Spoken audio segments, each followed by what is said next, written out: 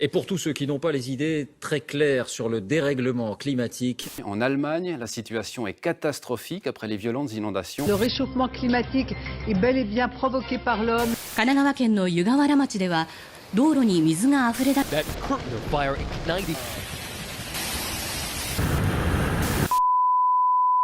En Suisse, le changement climatique n'est pas prêt de s'arrêter. Mais la situation est particulièrement critique. Dans le Jura, le village d'Al a été inondé pour la 6e fois en quelques semaines.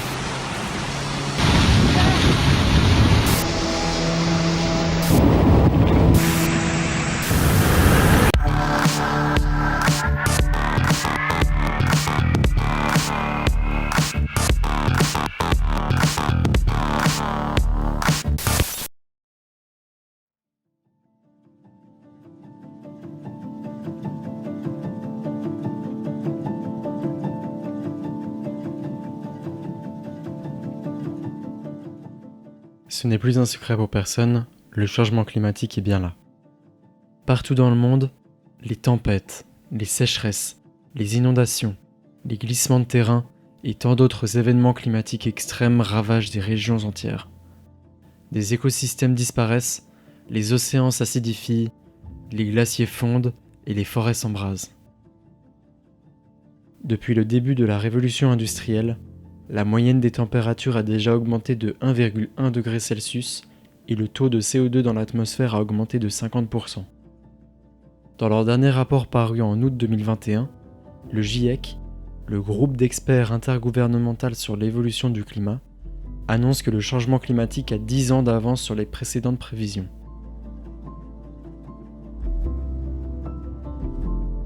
Alors que l'influence de l'être humain sur le climat était jugée extrêmement probable il y a quelques années encore, les scientifiques la jugent désormais indiscutable.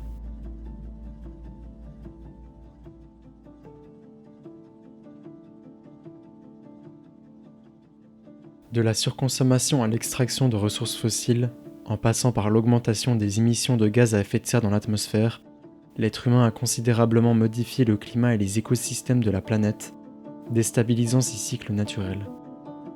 Quand on pense aux régions affectées par le changement climatique, on a souvent en tête les régions côtières menacées par les cyclones tropicaux ou les pays insulaires par la montée des eaux, comme ici, aux Maldives, où la crue océanique se fait déjà ressentir depuis plusieurs années. That whole lot was the playground. It was a beautiful beach. This is where we played football when we were kids, when we were like 10 years old. From this part to the further end was the beach, and where we are standing now is the middle of the playground. Here's the beach as it was before. I wish that it could one day look like this again. Sauf que, à plus long terme, les pays qui ont toujours paru intouchables à de tels événements ne seront pas épargnés. Parmi eux, un pays connu pour ses milliers de lacs et ses montagnes enneigées, la Suisse. Cette Suisse, au milieu d'une Europe dont elle ne semble pas réellement faire partie, qui a réussi à passer entre les gouttes des années de guerre autour d'elle et qui a toujours semblé éviter les problèmes. Cette Suisse-là, peut-elle aussi éviter le changement climatique ? Avant tout, il est nécessaire de retracer ce qu'elle est.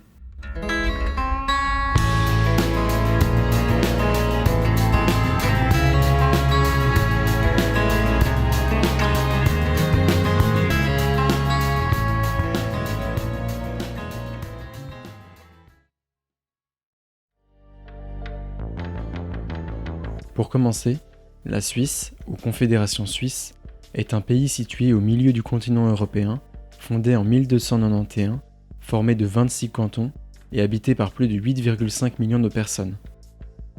Elle est connue mondialement pour sa neutralité militaire et politique et pour son chocolat accessoirement. Elle est divisée entre les Alpes, le plateau et le Jura. Son climat est doux, avec une humidité atmosphérique et une chaleur modérée. Le territoire est traversé par la chaîne des Alpes, qui s'étend de la France jusqu'en Slovénie, en passant par l'Autriche, l'Italie, l'Allemagne, Monaco et le Liechtenstein. Elle couvre 61% de la superficie de la Suisse, mais seul 11% de la population y habite. En plus d'impacter la surface habitable de la Suisse, elles ont un rôle important sur le climat, faisant office de barrière climatique. Elles produisent aussi différentes zones climatiques à travers le pays, notamment dans les vallées alpines intérieures. le plateau est la région la plus densément peuplée du pays.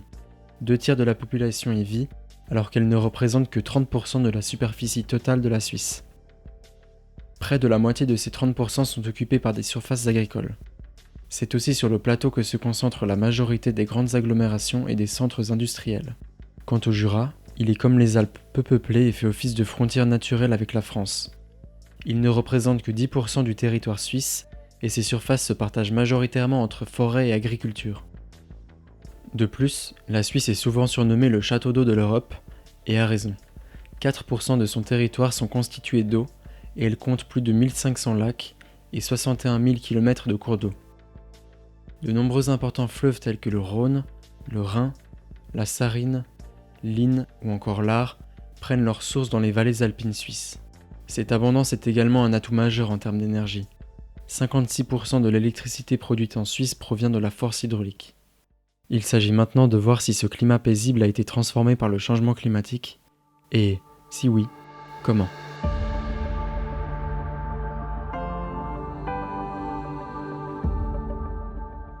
Depuis 1864, des mesures fiables permettent de suivre l'évolution du climat en Suisse. Des organismes tels que Météo Suisse ont permis d'étudier de près ces mesures et d'en tirer des conclusions, ainsi que des prévisions à l'échelle du pays. Nous savons aujourd'hui qu'en l'espace de 150 ans, la température moyenne en Suisse a augmenté de 2 degrés, contre 1,1 degré pour la moyenne mondiale. Tout au long de son histoire, la Suisse a fait face à de nombreuses catastrophes naturelles, certaines plus spectaculaires que d'autres. Le changement climatique est désigné comme la cause de la plupart d'entre elles, tandis que d'autres sont simplement dues au hasard. On pense notamment à l'éboulement de Rosberg, en 1806, qui reste l'une des plus tristement célèbres, avec 477 personnes ensevelies. Nous avons demandé à M. Schwander, un météorologue et climatologue chez Météo Suisse, quels étaient les effets les plus concrets du réchauffement climatique. Alors la première chose qu'on constate en Suisse, c'est une augmentation de la température moyenne de 2 degrés depuis la fin du 19e siècle. Les effets de cette hausse de la température, c'est principalement en été des canicules qui deviennent plus fréquentes et plus intenses. Ça s'est vraiment remarqué ces dernières années. Sinon, aussi lié vraiment directement à la hausse des températures, une hausse de l'isotherme du 0 degré moyen de 300 à 400 mètres depuis 1960. Les conséquences, c'est des chutes de neige qui deviennent moins fréquentes, principalement les régions les plus basses, donc en plaine, sur le plateau suisse. À Genève par exemple, et en basse montagne aussi. Ça se ressent moins en haute montagne où il fait toujours suffisamment froid pour qu'il neige évidemment. Par contre, ça a une conséquence sur les glaciers. Et donc les glaciers fondent. Ils ont perdu depuis la fin du 19e siècle 60% de leur masse déjà. Donc ces 2 degrés ont une conséquence très visible sur les glaciers. Sans surprise, le changement climatique agit particulièrement sur le froid. On observe ainsi une diminution des jours et des périodes de froid au cours des dernières décennies. Le nombre de jours de gel, durant lesquels la température minimale descend en dessous de 0 degré Celsius, a fortement diminué au cours de ces 50 dernières années. Par exemple, à Locarno, le nombre de jours de gel s'est réduit de moitié environ par rapport aux années 60. A contrario, le nombre de jours de dégel, qui sont donc les jours durant lesquels la température ne descend pas en dessous de 0 degré, a drastiquement augmenté. On peut citer l'exemple du Jungfraujoch, dont les jours de dégel ont doublé depuis les années 60, alors que la station météorologique est située à 3580 mètres d'altitude. Cet exemple nous amène à un autre facteur très important qui représente une mesure claire du réchauffement climatique, l'isotherme du 0 degré. L'isotherme du 0 degré est l'altitude minimale à laquelle la température atteint 0 degré. Depuis 1961, le réchauffement climatique a entraîné une élévation significative de cet indicateur, et ce peu importe la saison. En automne et au printemps, des augmentations respectives de 220 et 430 mètres ont été observées, alors que l'on parle de 400 mètres en hiver et 480 en été. Dans les Alpes, cette augmentation de l'isotherme se répercute aussi sur la couverture neigeuse, entraînant la baisse des jours enneigés, de la quantité de neige et une fonte plus précoce de celle-ci. Quant à nos fameux glaciers alpins, ils sont les grands perdants de l'augmentation des températures. En Suisse, on dénombre plus d'1 millier de glaciers, mais dont plusieurs centaines ont déjà disparu depuis le début du siècle passé. En comparaison, la masse glaciaire suisse diminue 2 fois plus vite que celle de la chaîne de l'Himalaya, en raison des plus basses altitudes des Alpes. Et malheureusement, l'avenir est loin d'être rose ou blanc pour les glaciers. Il est estimé que 82 à 96% de leur surface disparaîtra d'ici 2100, et ce peu importe le type de modèle de prévision utilisé. Daniel Farinotti, professeur en glaciologie à l'ETH et au WSL, qualifie même les glaciers des Alpes de mourants. Aussi, les canicules et, à contrario, les fortes précipitations causent également des dégâts matériels et humains importants. Ces précipitations extrêmes n'ont pas seulement touché le sud des Alpes. Dans le Haut-Valais, cette coulée de boue a déferlé sur le village d'Oberwald, provoquant de graves dégâts matériels. Pour l'heure, aucun blessé n'est à déplorer. L'intensification de la violence et de la fréquence de ces événements rapporte l'aggravement du changement climatique. En 2021, la Suisse vit un été dit pourri, au cours duquel les précipitations de pluie battent des records. Les rivières et fleuves sortent de leur lit, les lacs saturent au point de déborder. À Bienne, le niveau du lac est monté de 60 cm en une semaine. Il est sur le point de déborder.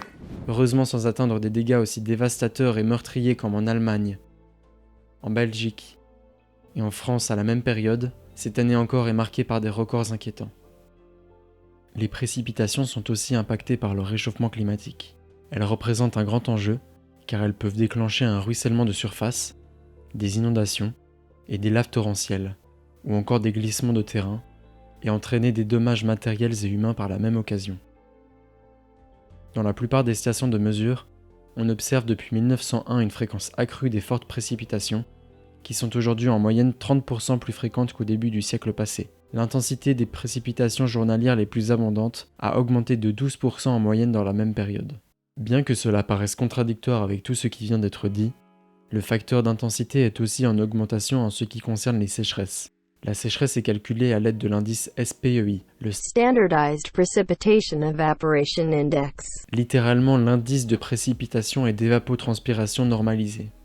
Il est utilisé pour la comparaison de la sécheresse à long terme au cours du semestre d'été et est basé sur le bilan hydrique, c'est-à-dire la différence entre les précipitations et l'évaporation.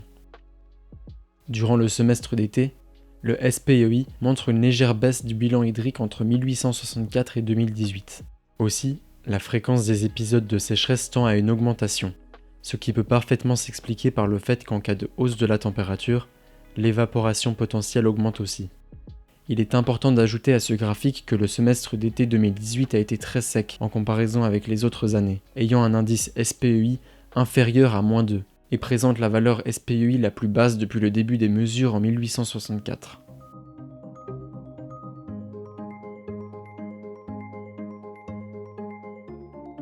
Comme nous venons de le voir, la Suisse se réchauffe 2 fois plus vite que le reste du monde.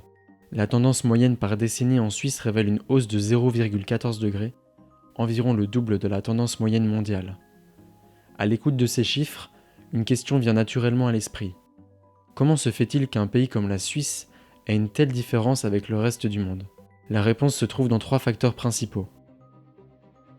Premièrement, la distance entre la Suisse et l'océan.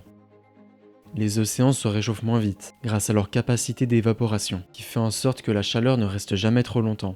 Aussi, ils sont de véritables réservoirs de chaleur, l'énergie supplémentaire étant absorbée par l'eau et entraînant un réchauffement des couches océaniques plus profondes. Alors, bien que cette situation soit continentale, ceci explique en partie son réchauffement.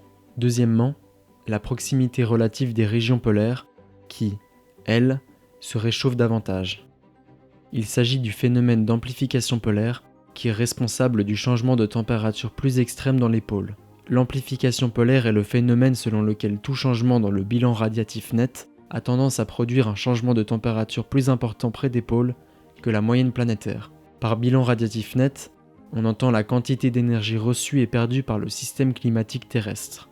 Lorsque le bilan radiatif est nul, la température moyenne de la planète reste stable. Pour revenir à l'amplification polaire, on parle de changement de température plus important près des pôles quel que soit ce changement. Naturellement, lorsque la température moyenne mondiale augmente, les pôles enregistreront le plus grand réchauffement. mais il en est de même pour les refroidissements, durant lesquels les pôles connaîtront un froid plus important lorsque la température moyenne est plus basse qu'un climat de référence. Enfin, les effets de rétroaction régionaux. Ces effets pourraient être responsables de la diminution du manteau neigeux alpin. Les effets de rétroaction climatique peuvent être séparés en deux types: la rétroaction négative et la rétroaction positive. Dans le premier cas, il s'agit d'un effet de rétroaction climatique qui s'opposerait à l'effet, le stabiliserait. Dans le second cas, on parle d'une rétroaction qui renforcerait l'effet et qui pourrait conduire à un emballement climatique, qui est un seuil qui, une fois dépassé, peut entraîner de grands changements dans l'état du climat. Ces effets sont importants pour comprendre le changement climatique, car les rétroactions peuvent amplifier ou atténuer l'effet de chaque forçage climatique et jouent donc un rôle important dans les projections sur le climat futur. Le forçage climatique est la différence entre la puissance radiative reçue et émise par un système climatique. Théoriquement, pour un système climatique quelconque, s'il y a plus de puissance radiative reçue qu'émise, il subira un réchauffement, alors que si le bilan radiatif émis est supérieur à celui reçu, le système subira un refroidissement. La neige réfléchit une part non négligeable du rayonnement solaire incident directement dans l'espace. Sans cette protection, la surface terrestre absorbe plus d'énergie solaire, qui est par la suite convertie en chaleur. Schématiquement, moins on a de neige sur une surface, plus celle-ci se réchauffe vite et engendre aussi la fonte de la neige restante. Un cercle vicieux qui contribue à la perte de la couverture neigeuse et des glaciers alpins.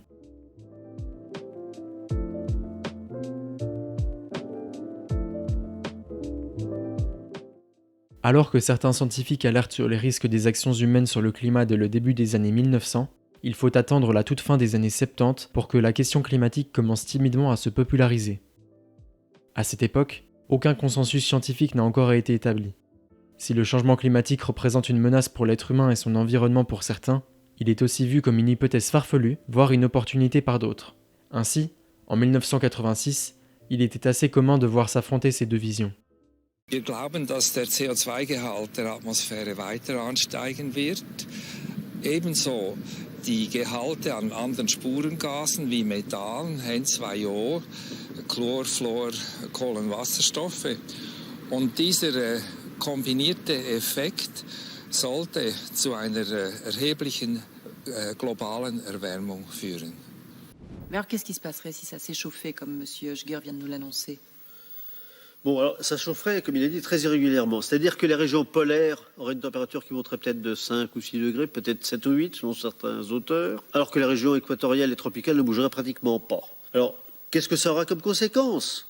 Eh bien, d'abord, ça étendra vers le nord, ça permettra d'étendre vers le nord les surfaces cultivables, ça c'est une bonne chose, puisqu'il y aura davantage de gens à nourrir dans le passé, ça c'est une chose à peu près sûre. Deuxièmement, ça risque de faire fondre un petit peu quelques kilomètres cubes de glace, puisque dans les régions polaires il fera un peu plus chaud.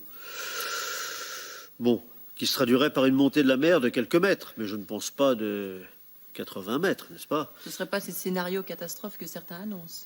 Je ne pense pas que ce serait aussi catastrophique. De toute façon, nous savons, à cause de la précision maintenant des mesures astronomiques, et si tant est que l'extrapolation que nous faisons par comparaison avec les climats anciens est valable pour le proche futur, nous savons donc que nous allons vers une période de plus en plus froide.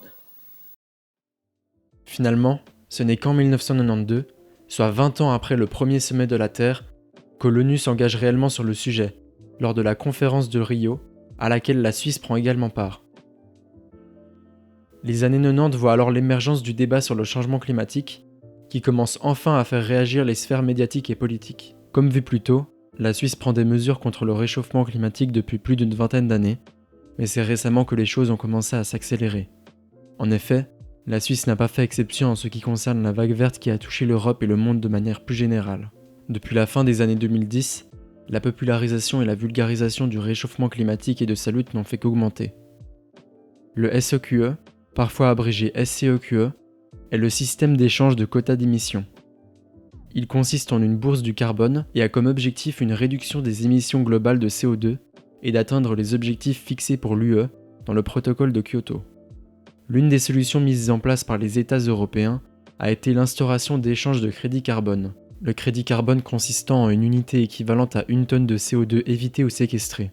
Par exemple, si un pays fait une plantation d'arbres qui permet de séquestrer 10 000 tonnes de CO2, il obtient 10 000 crédits carbone. À son lancement, en 2005, le SEQE a été le plus grand système d'échange de crédits carbone au monde. Bien qu'aux apparences avantageuses, ce système pose un certain problème dans la mesure où les pays et entreprises qui polluent le plus, et qui sont donc les plus susceptibles d'acheter des parts à d'autres pays, sont, justement, souvent ceux qui peuvent le plus se le permettre, faisant que l'argent facilite tout et fait en sorte que les plus grands n'aient pas à s'en faire quant à leurs émissions. Avec la parution du premier volume du 6e rapport du GIEC au courant de l'été 2021, de nouvelles informations sur l'évolution du climat ont été annoncées et des anciennes suppositions ont été confirmées.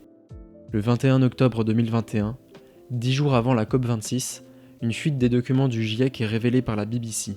Leur article expose au grand jour la pression effectuée par certains États sur le GIEC afin de modifier le premier volet de leur 6e rapport. Celui-ci, rédigé puis ouvert aux commentaires, a été soumis à de nombreuses critiques par les gouvernements. En effet, des États ont essayé de le tourner dans un sens qui leur serait plus favorable. Par exemple, l'Argentine et le Brésil, tous deux grands producteurs de viande et de fourrage, sont revenus sur la relation de causalité entre la consommation de viande et les émissions de gaz à effet de serre. Le Brésil a par exemple avancé qu'un régime alimentaire à base de viande pourrait être compatible avec la réduction des émissions de gaz à effet de serre, ce qui est naturellement faux, la consommation de viande engendrant des émissions de méthane et la destruction d'écosystèmes par leur déforestation. Quant à la Suisse, elle a pour sa part insisté à modifier les parties du rapport qui affirment que les pays en développement auraient besoin du soutien, notamment financier, des pays riches pour atteindre les objectifs de réduction des émissions. À la suite de ce scandale, le FED va tenter de sauver la face en affirmant que si le financement climatique est un outil essentiel pour accroître l'ambition climatique, il n'est pas le seul outil pertinent. La Suisse est d'avis que toutes les parties à l'accord de Paris ayant la capacité de le faire devraient apporter leur soutien à ceux qui en ont besoin. Alors que la Suisse est souvent associée à un discours réveillé sur le changement climatique, ses actions politiques prouvent le contraire.